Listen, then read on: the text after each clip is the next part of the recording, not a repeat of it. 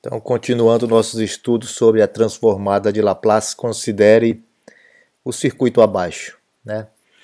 Então, esse circuito não possui nenhuma energia armazenada dos elementos armazenadores, capacitor e indutor. Então, a equação diferencial que representa esse circuito é essa daqui.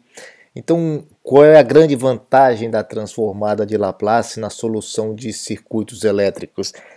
É que eu posso, para resolver essa equação diferencial, eu posso transformar do domínio da frequência para o domínio, eu posso transformar do domínio do tempo para o domínio da frequência e resolver uma equação algébrica, né? Então, utilizando a tabela de transformadas de Laplace, eu tenho essa equação aqui. Transformei do domínio do tempo para o domínio da frequência, complexa S. E aqui eu tenho uma equação algébrica, então eu posso aqui manipular a equação algebricamente de forma bem simples, ok? De tal forma que eu tenho agora uma expressão para a resposta do circuito, ainda no domínio do tempo, da frequência.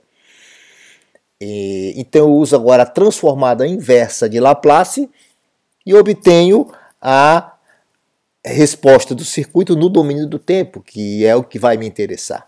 Então esse vai ser o procedimento, um procedimento padrão para a gente solucionar problemas envolvendo circuitos elétricos.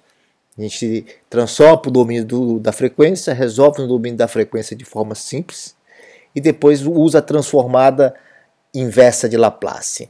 Então, antes de passar para as aplicações em circuitos elétricos, é importante que a gente tenha um certo domínio de como realizar essa inversa de Laplace, ok? Então vamos considerar uma função nesse formato aqui, f de s dado por essa relação de polinômios, ok? Então nós estamos no domínio da frequência.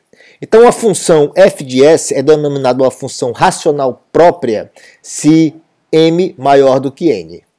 Caso contrário, se n menor do que n, a função é uma função racional imprópria.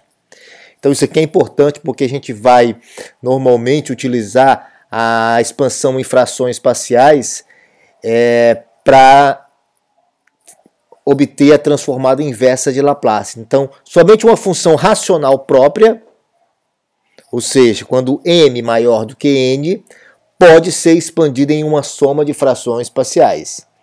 Então, o procedimento de utilizar a transformada de Laplace e depois a inversa para voltar para o domínio do tempo vai recorrentemente necessitar que a gente expanda nossa função em uma soma de frações parciais. Então é importante esse conhecimento, né?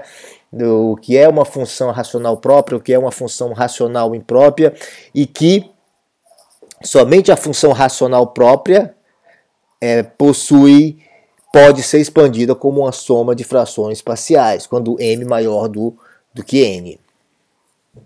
Então, existem várias possibilidades, né? A primeira possibilidade é as raízes do denominador são reais e distintas. Então, a forma de obter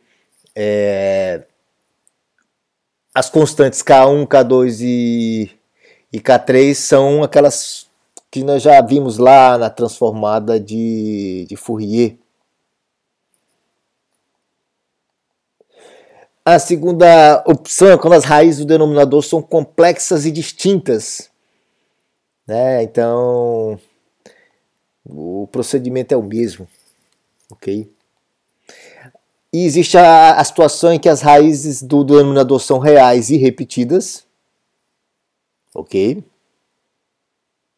Então aqui, quando for determinar K3, multiplica-se ambos os lados por S mais 5 ao cubo e depois diferencia-se ambos os lados da equação. Então é um procedimento um pouquinho mais complexo. O livro do Nilsson traz essa situação, né? Ele mostra lá, traz um exemplo, e existem outras possibilidades também que vocês podem pesquisar nos livros de cálculo, que é um procedimento que eu considero até mais simples. Como eu estou seguindo o livro do Nilsson, eu mostrei essa situação, tá? E situação em que as raízes do denominador são complexas e repetidas. Ok?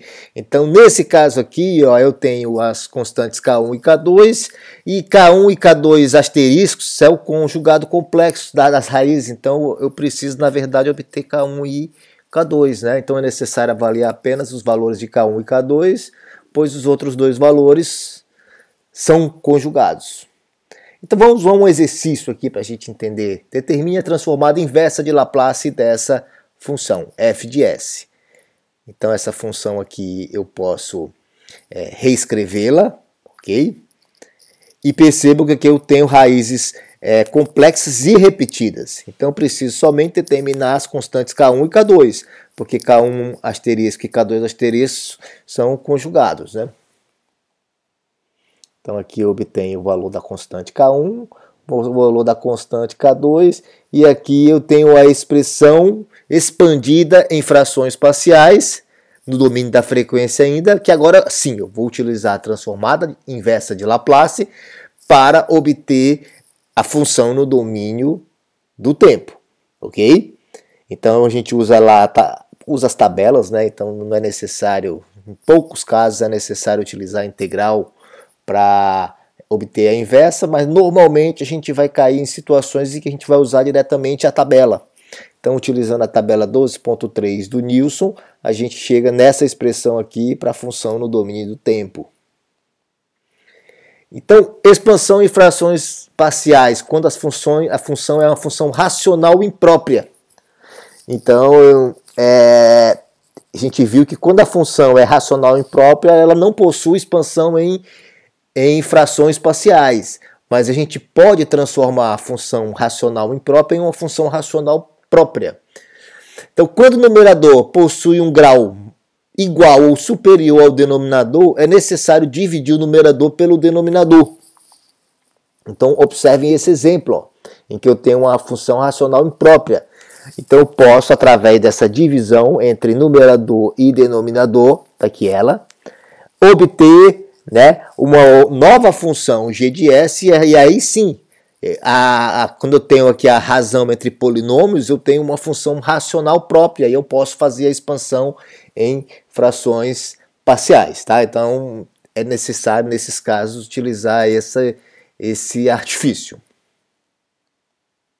Polos e zeros, então esse conceito de polos e zeros também é importante, porque a gente vai começar em muitas situações tratar a questão da relação entre a transformada de Laplace da saída e a transformada de Laplace da entrada. Então a relação entre y de s e x de s, que a gente chama de função de transferência. E é necessário o conceito de polos e zeros. Então vamos considerar uma função qualquer no domínio da frequência, expressa entre a relação entre dois polinômios. Então aqui eu já tinha adiantado para vocês que normalmente essa relação, né, essa razão, seria a saída pela entrada, que realmente vai nos interessar. Então vamos considerar essa função, h de s. Essa função h de s, ela é a relação entre o polinômio p de s e o polinômio q de s, ok? E aí aqui eu tenho o polinômio p de s no numerador e o polinômio q de s no denominador. Então as raízes do polinômio p de s é o que nós chamamos de zero. E as raízes do polinômio q de s é o que nós chamamos de polos. Okay? Então esse conceito é bastante útil, muito importante. Teorema do valor inicial e do valor final. Então o teorema do valor inicial diz que do limite quando f de t, quando t tende a zero pela direita, né, é igual ao limite de s, f de s, quando s tende ao infinito.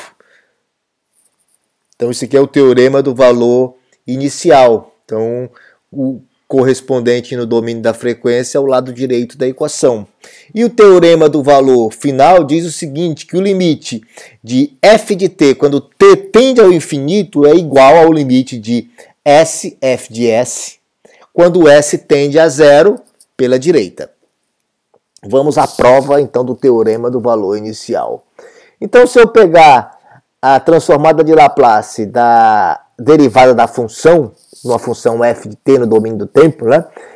No domínio da frequência eu tenho s, f de s, menos f de 0 menos o valor inicial da função. Ok? Mas o que é a transformada de Laplace? A transformada de Laplace é a integral dessa... é a resolução de uma determinada integral. E a integral é essa integral que aparece para a gente aqui. Integral de 0 a infinito.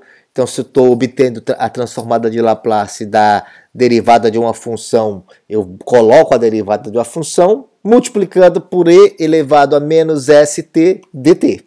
Então, essa integral é exatamente a transformada de Laplace, como nós vimos lá no começo.